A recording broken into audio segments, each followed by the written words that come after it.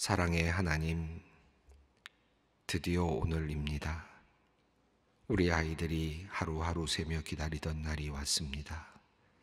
두려움의 날이기도 하고 꼭 넘어가야만 하는 날이기도 합니다. 하나님, 이 새벽에 일어나 주섬주섬 시험 도구들을 챙기며 불안한 마음으로 서로를 바라보고 있는 우리 수험생 가족들을 주님께서 한 사람 한 사람 돌보아 주시옵소서.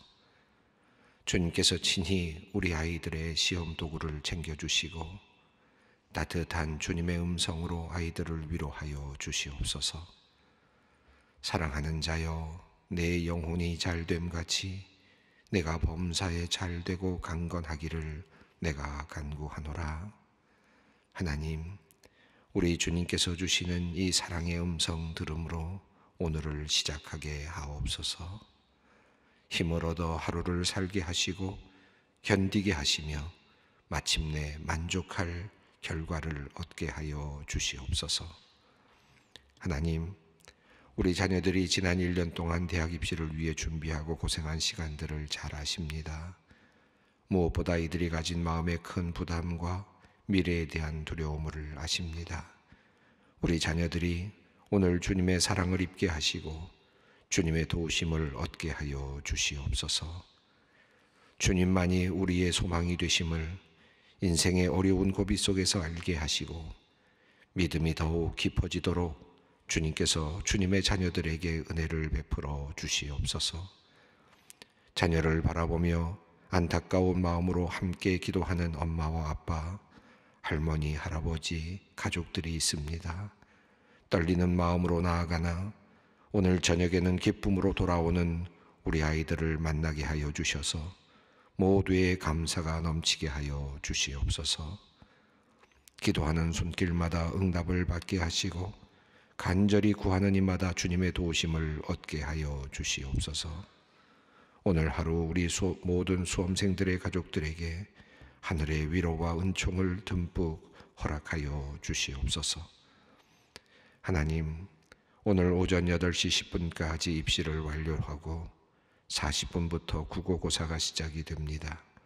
수험장까지 가는 길을 주님께서 안전히 잘 도착하게 하시고 새로운 환경에 잘 적응케 하여 주시옵소서.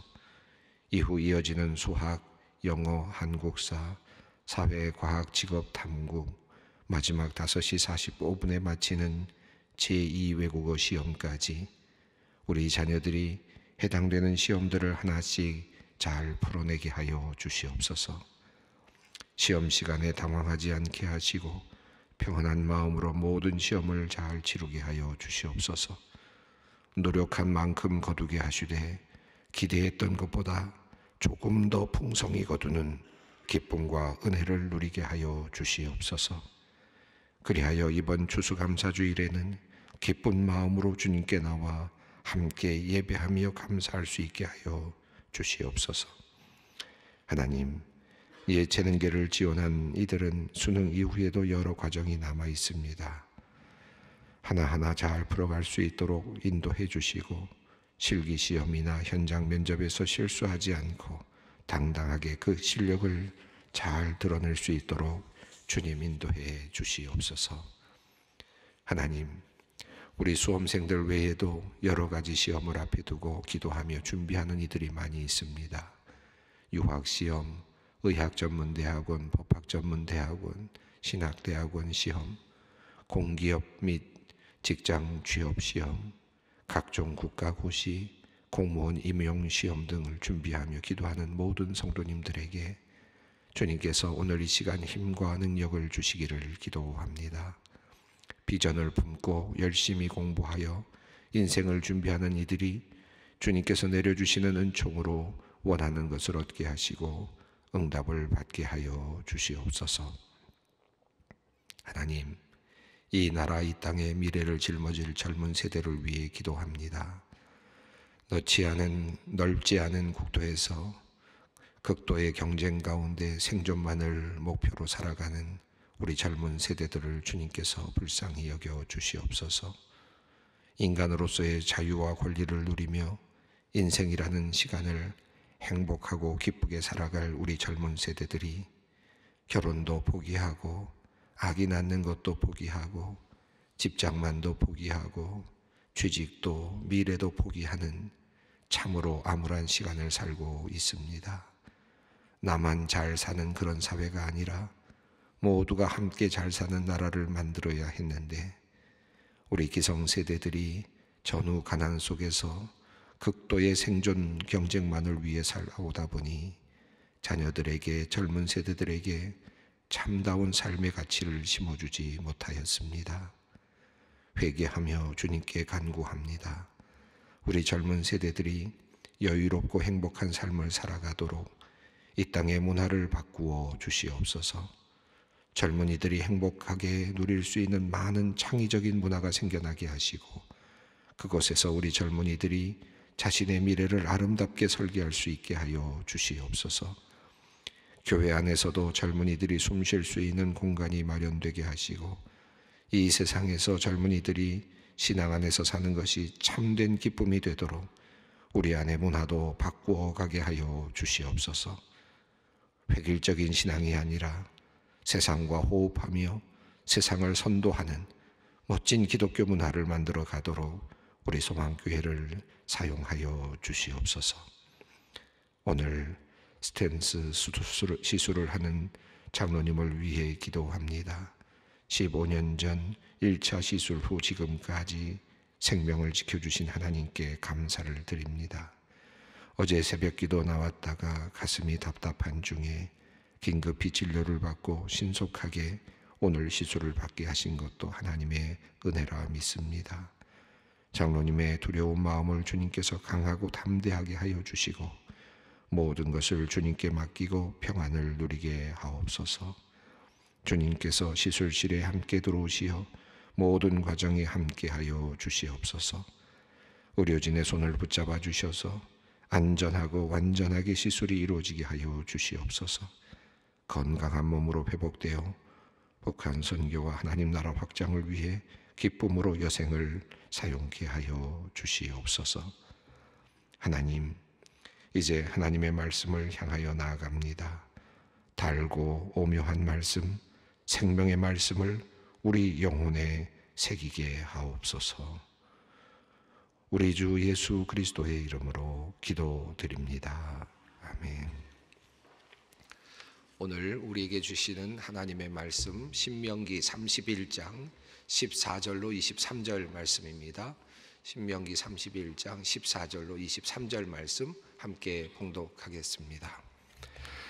여호와께서 모세에게 이르시되 내가 죽을 기한이 가까웠으니 여호수아를 불러서 함께 회막으로 나오라.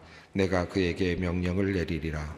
모세와 여호수아가 나아가서 회막에 서니 여호와께서 구름 기둥 가운데서 장막에 나타나시고 구름 기둥은 장막 문 위에 머물러 있더라. 또 여호와께서 모세에게 이르시되 너는 내 조상과 함께 누우려니와 이 백성은 그 땅으로 들어가 음란히 그 땅의 이방신들을 따르며 일어날 것이요 나를 버리고 내가 그들과 맺은 언약을 어길 것이라. 내가 그들에게 진노하여 그들을 버리며 내 얼굴을 숨겨 그들에게 보이지 않게 할 것인즉 그들이 삼킴을 당하여 허다한 재앙과 환난이 그들에게 임할 때에 그들이 말하기를 이 재앙이 우리에게 내림은 우리 하나님이 우리 가운데에 계시지 않은 까닭이 아니냐 할 것이라. 또 그들이 돌이켜 다른 신들을 따르는 모든 악행으로 말미암아 내가 그때 반드시 내 얼굴을 숨기리라. 그러므로 이제 너희는 이 노래를 써서 이스라엘 자손들에게 가르쳐 그들의 입으로 부르게 하여 이 노래로 나를 위하여 이스라엘 자손들에게 증거가 되게 하라. 내가 그들의 조상들에게 맹세한 바 젖과 꿀이 흐르는 땅으로 그들을 인도하여 드린 후에 그들이 먹어 배부르고 살찌면 돌이켜 다른 신들을 섬기며 나를 멸시하여 내 언약을 어기리니 그들이 수많은 재앙과 환난을 당할 때에 그들의 자손이 부르기를 잊지 아니한 이 노래가 그들 앞에 증인처럼 되리라. 나는 내가 맹세한 땅으로 그들을 인도하여 드리기 전 오늘 나는 그들이 생각하는 바를 아노라. 그러므로 모세가 그날 이 노래를 써서 이스라엘 자손들에게 가르쳤더라. 여호와께서 또 눈의 아들 여호수아에게 명령하여 이르시되 너는 이스라엘 자손들을 인도하여 내가 그들에게 맹세한 땅으로 들어가게 하리니 강하고 담대하라. 내가 너와 함께 하리라 하시니라.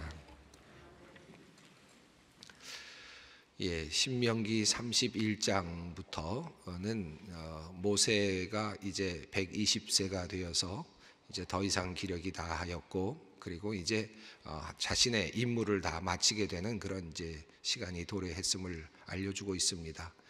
그리고 이제 여호수아를 선택해서 하나님께서 이제 그 이후에 이스라엘 백성들을 이끌어갈 것을 이제 명령하시고 복을 주시는 장면이 소개되고 있습니다. 이미 우리가 어제 읽은 말씀인데요, 모세가 이제 120세가 되었다라고 하는 말씀이 나왔고, 모세가 이제 여호수아를 불러서 강하고 담대하라라고 하는 말을 하는 내용을 우리가 살펴보았습니다. 모세는 먼저 이스라엘 백성들에게 강하고 담대하라, 너희가 이제 약속의 땅을 선물로 받을 것이다 라는 말씀을 했고, 또 이어서 여호수아를 불러서 여호수아에게 강하고 담대하라, 두려워하지 말라 라고 하는 이런 말씀을 하셨죠. 이 말씀과 함께 계속됐던 한 가지 중요한 그 표현이 하나 있었는데, 하나님께서 너의 앞에 가신다, 하나님께서 너를 앞서서 가신다, 모든 전쟁을 앞서서 하나님께서 진행하신다, 너에게 넘기신다라고 하는 그런 표현들이 계속 되었습니다. 그러니까 전쟁은 하나님께서 하실 것이고, 그리고 결국 이스라엘 백성들은 가나안 땅을 차지하게 될 것이다 라고 하는 그런 말씀이죠.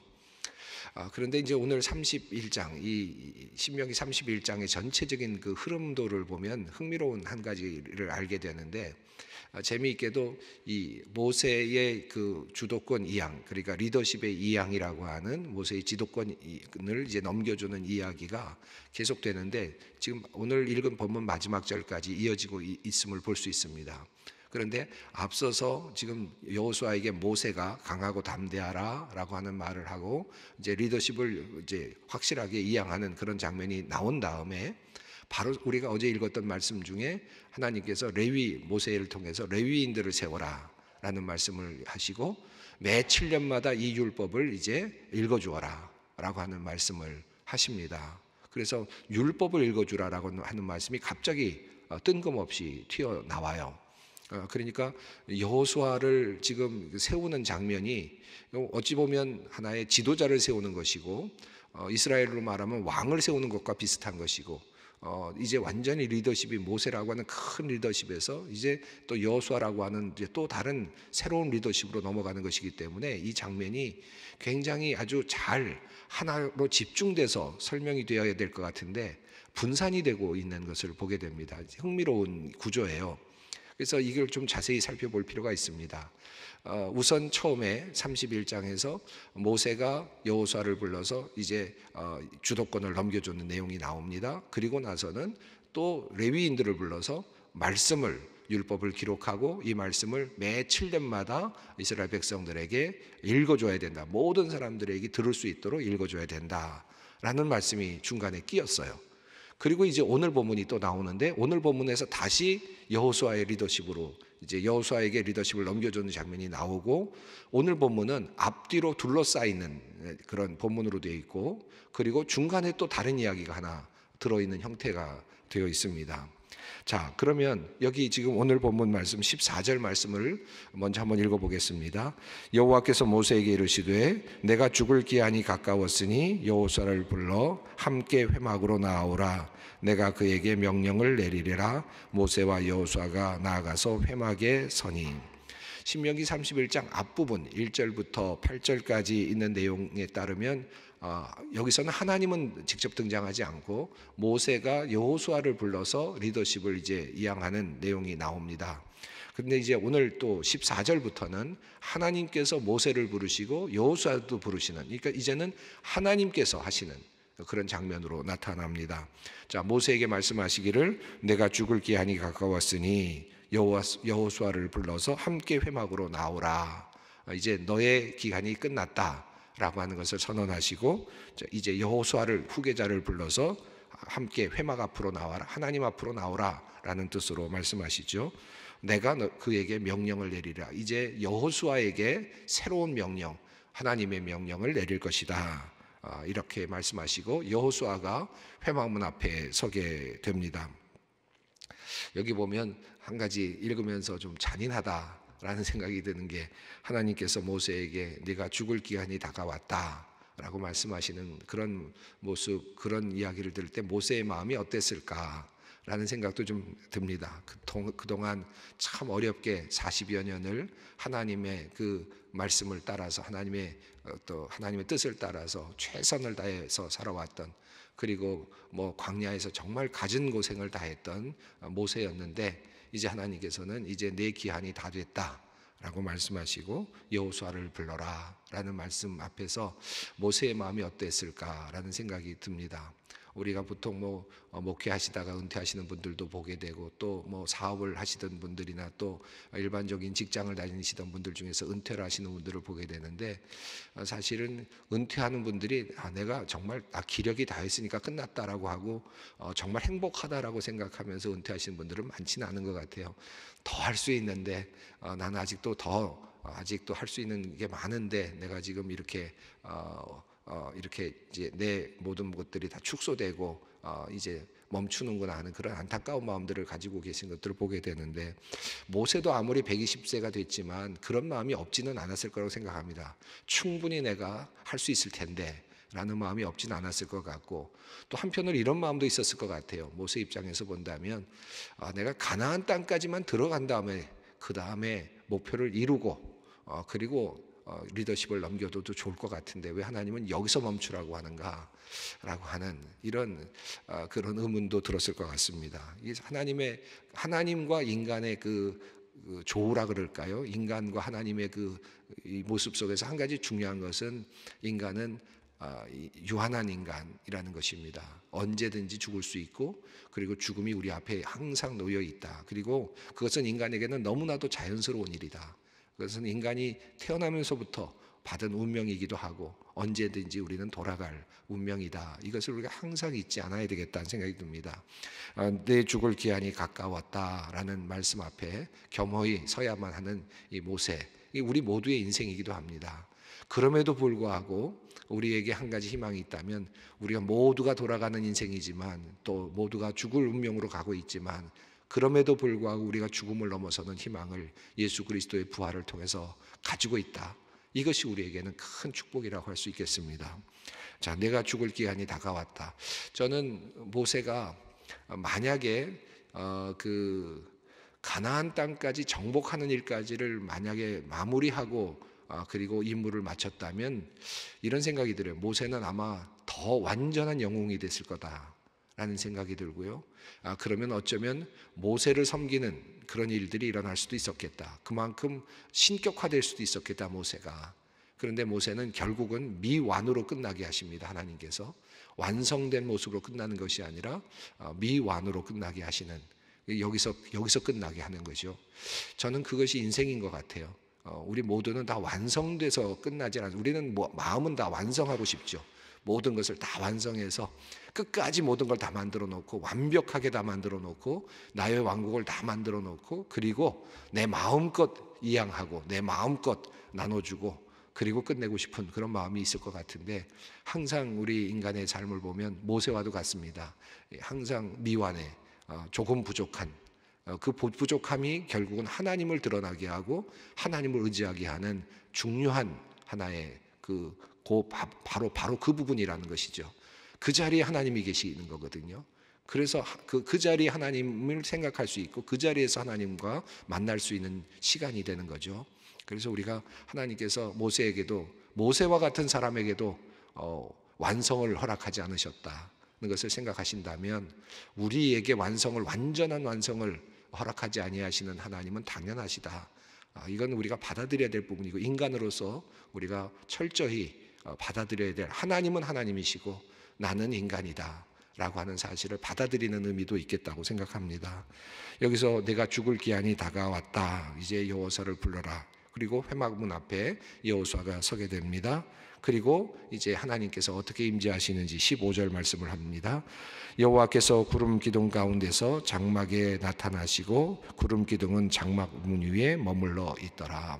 예, 드디어 하나님께서 나타나시고 여호수아가 서고 그리고 모세도 섰습니다. 자, 그리고 나서 이어져야 될 내용은 그 다음에 어떻게 됐을까 궁금한데요. 16절 한번 읽어보겠습니다. 또 여호와께서 모세에게 이르시되 너는 내 조상과 함께 누우려니와 이 백성은 그 땅으로 들어가 음란히 그 땅에 이방 신들을 따르며 일어날 것이요 나를 버리고 내가 그들과 맺은 언약을 어길 것이라. 지금 완전히 뭔가 지금 왕위 계승이라고 하는 지도자 계승이라고 하는 엄숙한 자리인데 여기에서 이제 하나님이 임재하시고 회막문 앞에 모세가 서 있고 여호수아가 서 있다면 거기엔 하나님께서 여호수아에게 복을 주시고 또 강하게 세워주시는 그와 같은 놀라운 하나의 뭐랄까요, 이양식이라 그럴까요? 권력 이양식이라 그럴까? 지도력 이양식이라 이런 것이 일어나야 될 것 같은데 또다시 16절에서부터 하나의 이야기가 삽입구처럼 들어와 있습니다. 그래서 하나님께서 말을 이제 다른 이야기로 이야기를 끌어와 가시는 것처럼 되어 있어요. 그래서 이야기의 흐름을 상으로 본다면 14절 15절에서 23절로 넘어가는 게 더 웅장해 보이고 장엄해 보입니다. 23절을 먼저 읽겠습니다. 여호와께서 또 눈의 아들 여호수아에게 명령하여 이르시되 너는 이스라엘 자손을 인도하여 내가 그들에게 맹세한 땅으로 들어가게 하리니 강하고 담대하라 내가 너와 함께 하리라 하시니라. 예, 모세에게 하나님께서 너는 이제 죽을 때가 되었다. 이제 여호수아를 데리고 와라. 그래서 여호수아와 함께 하나님 앞에 섰습니다. 성막문에 하나님의 임재가 있었고 그리고 하나님 앞에 두 사람은 섰습니다. 그리고 23절 하나님께서 여호수아에게 명령하십니다. 너는 이스라엘을 인도하여 내가 그들에게 맹세한 땅으로 들어가게 할 것이다.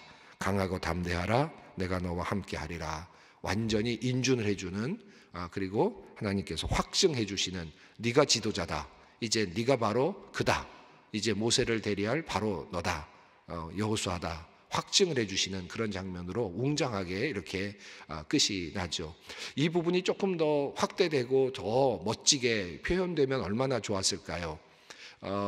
만약에 이것을 역사를 기록하는 사람들이라면 그리고 또 모세를 중심으로 여호수아를 중심으로 지도자들을 중심으로 만들어진 하나의 사관과 같은 그런 역사 기록이라면 아마도 이 부분에서 많은 터치들을 좀 하고 싶었을 것 같아요.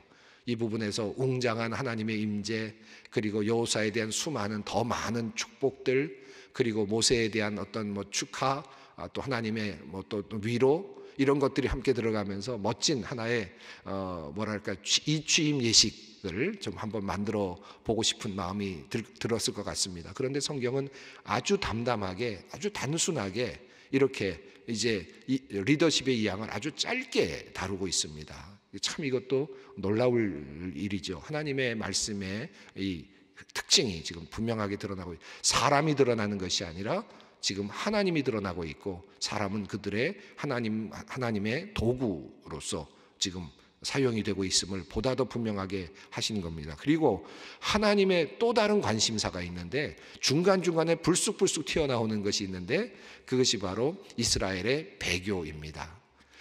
하나님께서는 지금 이스라엘 백성들을 위해서 새로운 지도자를 세우시고 여호수아를 세우시는데 그럼에도 불구하고 그 순간에도 하나님은 걱정하시는 것이 있는데 그것은 여호수아가 가나안 땅을 정복하지 못할 것을 걱정하시는 것이 아닙니다. 그것은 하나님께서 하실 것이기 때문에 그것은 반드시 이루어질 것입니다. 문제는 이스라엘 백성들이 가나안 땅에 들어간 다음이 문제입니다. 들어간 다음에 이스라엘 백성들이 어떻게 할 것인지 하나님은 이미 벌써 그것을 예견하고 있는 거예요. 21절을 한번 먼저 읽어보겠습니다. 그들이 수많은 재앙과 환난을 당할 때에 그들의 자손이 부르기를 잊지 아니한 이 노래가 그들 앞에 증인이 되리라. 나는 내가 맹세한 땅으로 그들을 인도하여 드리기 전 오늘 나는 그들이 생각하는 바를 아노라. 하나님께서는요 지금 이스라엘 백성들이 들어가기 전입니다. 모압 평야에 있고 가나안 땅으로 들어가기 전인데 그들이 이스라엘 땅에 들어가서 가나안 땅으로 들어가면 어떤 일을 할 것인지를 이미 내다보고 계세요. 미리 아는 겁니다. 오늘 내가 이미 안다. 그들이 들어가면 어떤 일을 할 것인지 안다라는 것입니다. 그 아시는 것은 뭡니까? 이스라엘은 결국은 배교하게 될 것이다. 나를 떠나게 될 것이다. 자, 나를 버리고 그들과 맺은 언약을 어길 것이다. 미리 내다보는 것입니다. 그러니까 지금 여호수아를 세우면서 강력한 리더십을 가지고 정복해 들어가는 것도 중요하지만 들어가서 땅을 차지하는 것도 중요하죠. 이것은 사실 하나님께는 아무런 큰 의미가 없어요. 도리어 하나님께서 주시기로 작정하셨고, 그리고 하나님께서 앞서가시면서 그 모든 것들을 정복해 나가시면서 땅을 주시면 됩니다. 문제는 그 다음에 그 땅을 차지하는 능력은 이스라엘 백성들이 가지고 있어야 되는 건데, 이스라엘 백성들이 그것을 어떻게 가질 수 있습니까? 하나님의 계명을 지키고 그 말씀을 따름으로써 그 땅을 유지할 수 있고 지켜낼 수 있다고 끊임없이 지금 말씀하셨죠. 자, 그런데 그것이 보이지 않는 거예요. 그 능력이 보이지 않는 겁니다. 들어가게 할 리더십으로서의 여호수아의 능력은 분명합니다. 믿음도 있습니다. 그런데 땅에 들어가서 차지할 능력이 보이지 않는 거죠. 17절 말씀을 읽습니다. 내가 그들에게 진노하여 그들을 버리며 내 얼굴을 숨겨 그들에게 보이지 않게 할 것인즉 그들이 삼킴을 당하여 허다한 재앙과 환난이 그들에게 임할 때에 그들이 말하기를 이 재앙이 우리에게 내림은 우리 하나님이 우리 가운데 계시지 않은 까닭이 아니냐 할 것이라.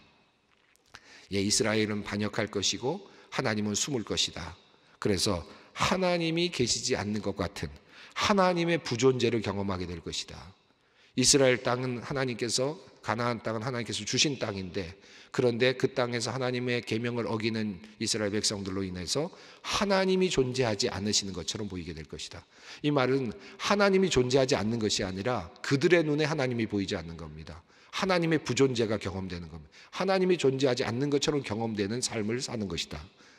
하나님은 계시는데 하나님이 계시지 않는 것처럼 그런 경험을 하게 되는, 이것이 바로 지옥과 같은 것이죠. 이것이 바로 하나님의 심판입니다. 자, 그래서 하나님께서는 숨기겠다, 자기 자신을 숨기겠다 라고 그렇게 18절에서 말씀하십니다.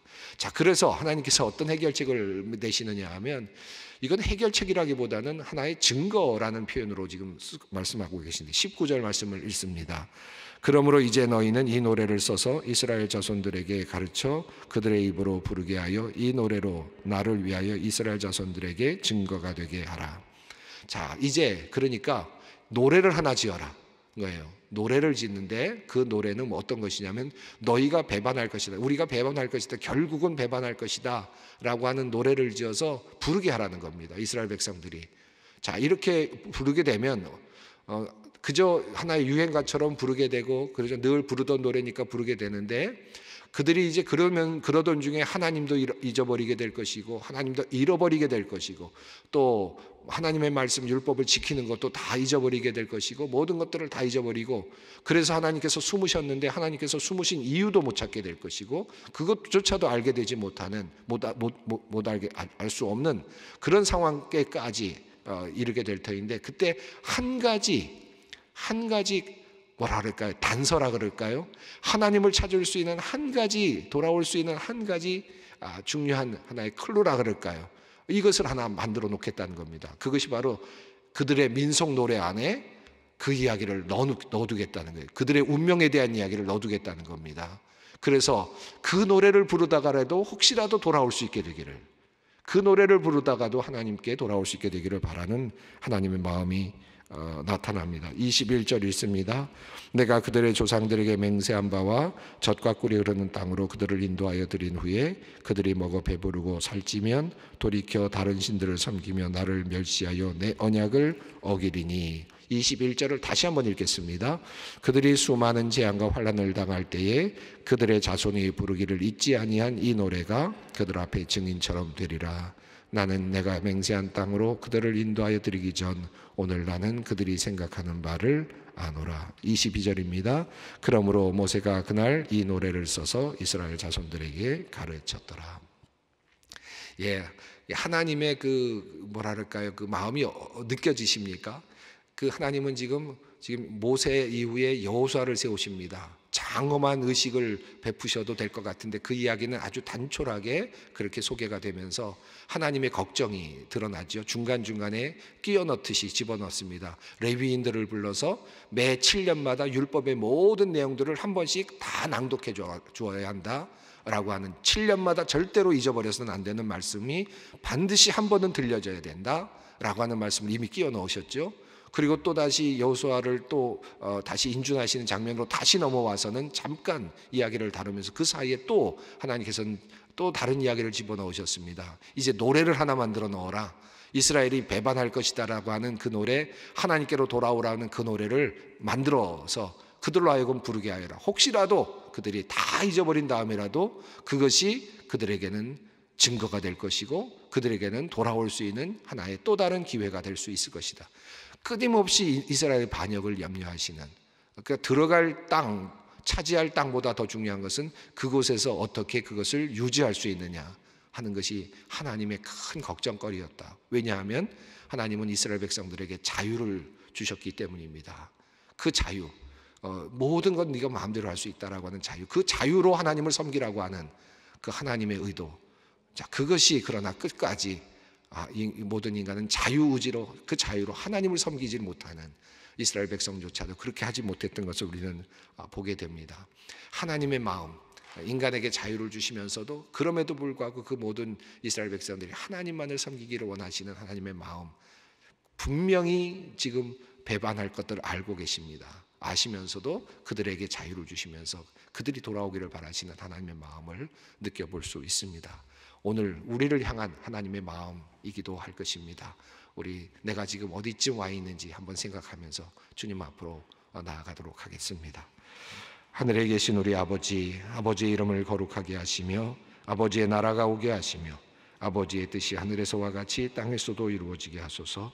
오늘 우리에게 일용할 양식을 주시고 우리가 우리에게 잘못한 사람을 용서하여 준 것 같이 우리 죄를 용서하여 주시고 우리를 시험에 빠지지 않게 하시고 악에서 구하소서. 나라와 권능과 영광이 영원히 아버지의 것입니다. 아멘.